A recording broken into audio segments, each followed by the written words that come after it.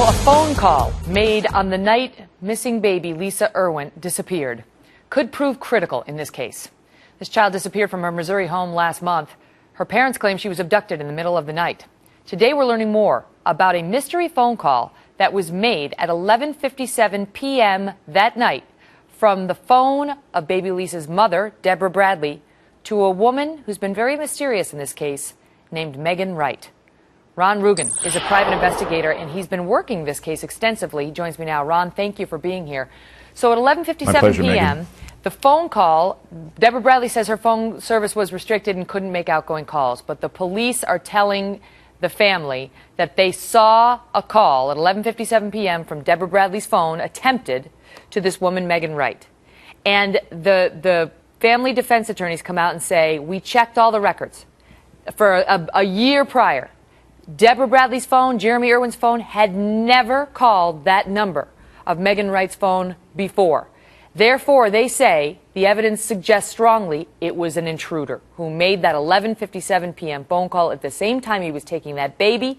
And now you say your investigation tells you that Megyn Wright only had that phone and that phone number for a month prior to the baby's disappearance.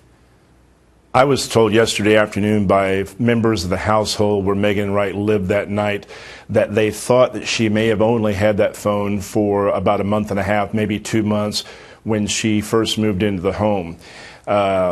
I've reached out to Megyn Wright. She doesn't have a phone right now, and so I reached out to her by email last night and again this morning trying to confirm that. So we don't know for sure yet, but we're looking at that possibility. Ron, do you know if this is one of those prepaid phones or a phone where you have monthly service?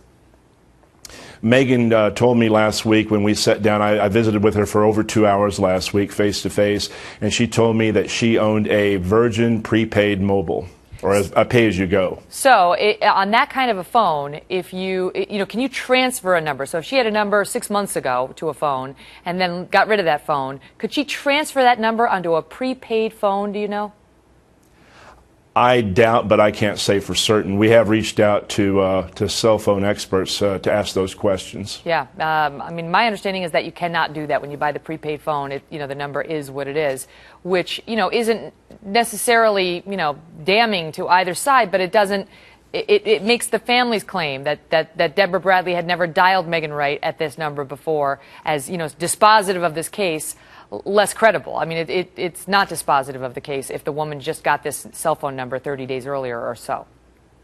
It would appear that whoever dialed that number that night trying to reach Megyn Wright's phone, whoever the intended recipient was, would either have had that number memorized or it would have been programmed into the phone. What is the latest on, because it doesn't matter. I mean, I think it doesn't really matter whether Megyn Wright had the phone, whether this guy Dane, who may have been in the house, had the phone, whether another housemate may have had the phone.